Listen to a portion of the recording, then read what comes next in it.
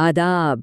आज के इस तफसीली जायजे में हम एक ऐसी कहानी पर बात करने वाले हैं जो किसी हॉलीवुड एक्शन मूवी का सीन लगती है, लेकिन सच तो ये है कि ये बिल्कुल हकीकत है। हम अनरेवल करने जा रहे हैं एक परफेक्ट क्राइम को, वो भी दुबई में, जिसे दुनिया के सबसे महफूज शहरों में गिना जाता है। आइए देखते हैं कि आखिर ये सब हुआ कैसे। अच्छा, सबसे पहले इस नंबर पर गौर करते हैं। 3, सिर्फ 3। अब जहन में सवाल आता है कि आखिर 3 क्या? ये दरअसल वो वक्त है, जी हाँ, सिर्फ 3 मिनट, जिसके अंदर दुनिया की सबसे बेबाक और हैरत अंगेज चोरियों में से एक को अंजाम दिया गया। जरा सोचें, सिर्फ 180 सेकंड्स में करोड़ों का सामान गायब, और लोग बस देखते ही रह गए। हिस्सा 1, महफूज तरीन शहर निशाने पर। यहाँ सबसे अहम बात समझने की ये है कि हम 2007 के दुबई की बात कर रहे हैं। मतलब एक ऐसी जगह जो मॉडर्न, लग्जरी और सिक्योरिटी का एक नाकाबिल तस्खीर किला थी। हर सड़क, हर कोने पर लगातार सीसीटीवी कैमरास की निगरानी। इस शहर की हिफाजती शोहरत ऐसी थी कि किसी ने सपने में भी नहीं सोचा था कि यहाँ इतने बड़े पैमाने पर कोई डाका पड़ सकता है। ये वाकई नामुमकिन सा लगता था।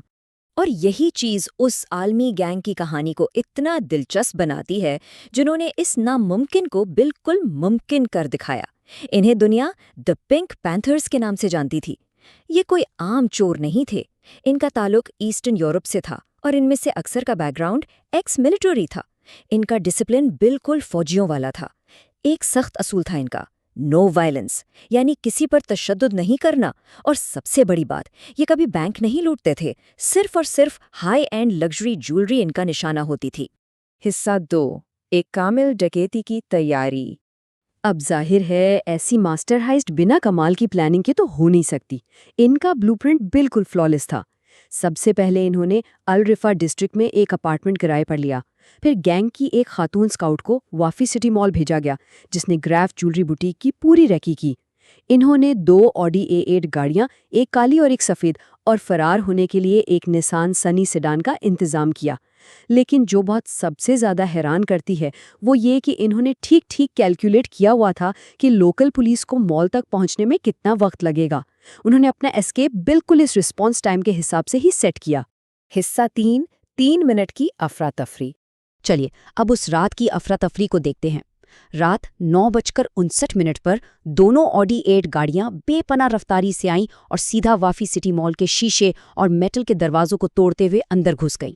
ठीक 10 बजे गाड़ियों से 4 लोग बाहर निकले, काले कमांडो लिबास और मास्क पहने हुए, और उन्होंने कुल्हाड़ियों से डिस्प्ले केसेस तोड़ना शुरू कर दिए।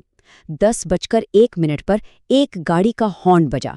ये हॉर्न दरअसल एक स्ट्रिक्ट वार्निंग सिग्नल था कि अब निकलने का वक्त हो गया है। और फिर ठीक 10:02 पर पुलिस के आने से पूरे 2 मिनट पहले वो चारों अफराद माल लेकर वहां से फरार हो चुके थे। वक्त की ऐसी पाबंदी वाकई दांत के काबिल है। 40 करोड़। एक दफा जरा इस रकम पर गौर करें। 40 करोड़ रुपए की ज्वेलरी और हीरे सिर्फ और सिर्फ 180 सेकंड्स में गायब। अगर हिसाब लगाया जाए तो ये हर सेकंड में लाखों की लूट थी। ये एक ऐसा नंबर है जो किसी का भी दिमाग घुमाने के लिए काफी है। क्या फिर इतनी जल्दी इतना बड़ा काम कैसे हो गया? हिस्सा 4, ऑक्सीजन की ररती। लेकिन यहाँ कहानी में एक अजीब ट्विस्ट आता है।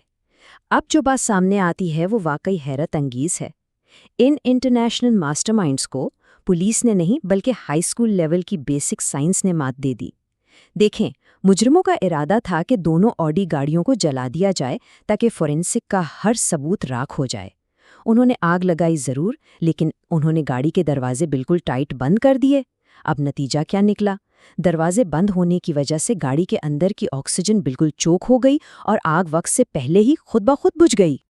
और इस आग के जल्दी बुझने का सीधा फायदा दुबई पुलिस को हुआ, जिन्होंने उन आधी जली हुई गाड़ियों को छान मारा। उन्हें वहां से गाड़ियों की आइडेंटिफिकेशन प्लेट्स मिल गईं और सबसे बढ़कर 14 मुख्तलिफ लोगों के यूनिक डीएनए सैंपल्स बरामद हो गए।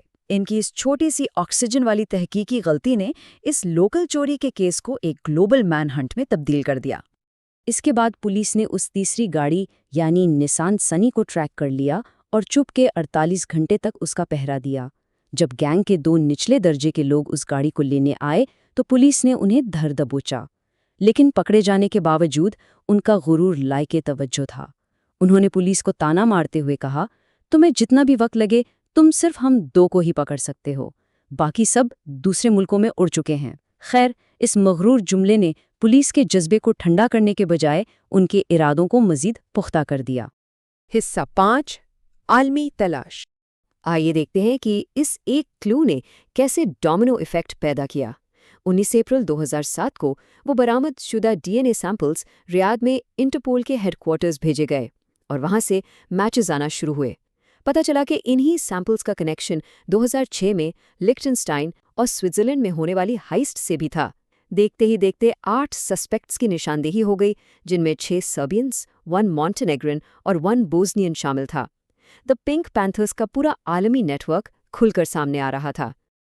लेकिन अब इस स्लाइड पर जरा गौर करें। यहाँ आयरनीज की इंतहा है।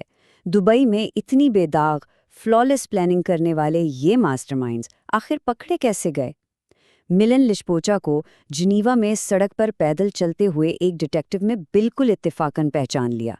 और दुस्को पोजान, वो तो मोंटे कार्लो में एक आम से कार एक्सीडेंट का शिकार हुआ और जब अस्पताल पहुंचा तो वहां ड्यूटी पर मौजूद एक पुलिस वाले ने उसे पहचान लिया।